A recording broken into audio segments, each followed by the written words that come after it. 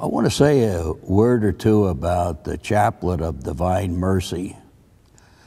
Now, in our Catholic tradition, we have innumerable devotions. As a matter of fact, I don't think even the Pope himself knows how many devotions we have.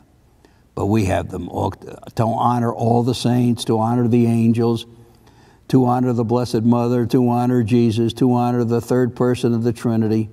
We have all kind of pious devotions. And I hear some of them promise great things. So, yeah, I believe that. But I want to tell you about one that I myself experienced, and it's kind of strange. The deacon in our parish suggested that we have an hour on the Sunday after Easter. Let me see, the Sunday after Easter. We have a little service honoring the Divine Mercy. Now, the Divine Mercy is good. I'm counting on Divine Mercy. If I want to go to that paradise I speak of, I'm counting on mercy to get me there. And I think a lot of you will agree with that. We need mercy. So the deacon suggested, let's do it. So on a Sunday afternoon, the Sunday after Easter, at 3 o'clock, who is ever going to come to church on Easter Sunday? They've already been to church. They've already been to church at the vigil. They've already been there for the masses on Easter Sunday. Come back again a week later on a Sunday afternoon at 3 o'clock on a spring afternoon? I don't think so. I didn't think that was going to happen, but it did. So if the deacon says, hey, Father, can we have it? And I say, yeah, sure, anything you want. And he says, well, now, he was going to lead the devotion. So he said, would you come down for confessions? So I said, yeah, I will. Yeah, sure. I didn't think there would be anybody for confession. I didn't even think there'd be anybody in the church. I myself, priest as I am, for such a long period of time, didn't know that much about the Divine Mercy devotions. I did not. But anyway, I went down because the deacon says, we're going to do this. He thinks this is a great opportunity.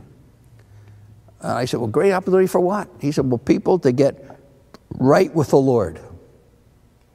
I said, well, boy, you sound like an evangelist, and you're propounding something that we got to look into. You got to explain to me more about it. So he talked about it, and then I read an article on it. I don't know where I had been all these years, but I didn't know a blessed thing about it. So anyway, the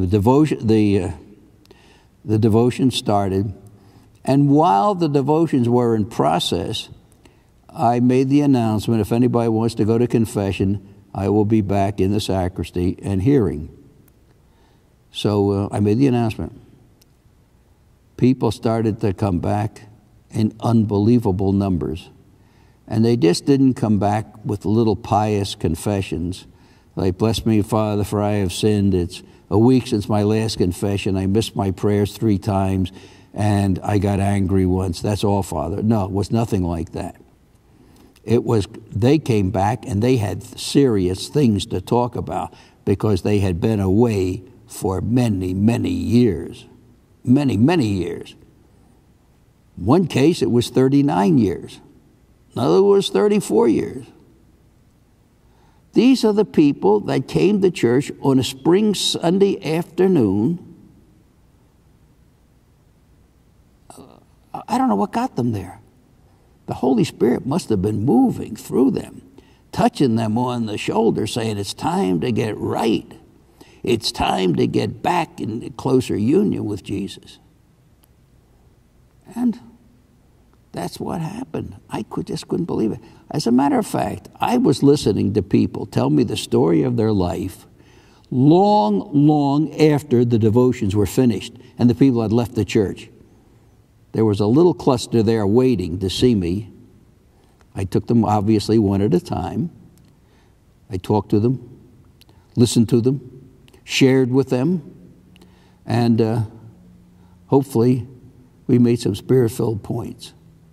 All that was because of the Chaplet of Divine Mercy. I want to tell you, I believe in this. Anything that can move people, first of all, to come to the church on Sunday afternoon. The liturgies are all done for the weekend. We have a big liturgy Saturday night. We have big liturgies on Sunday. Not Sunday afternoon that people want to do something else. No, they wanted to come there. And Jesus was right in their midst. He was there listening to them and encouraging them.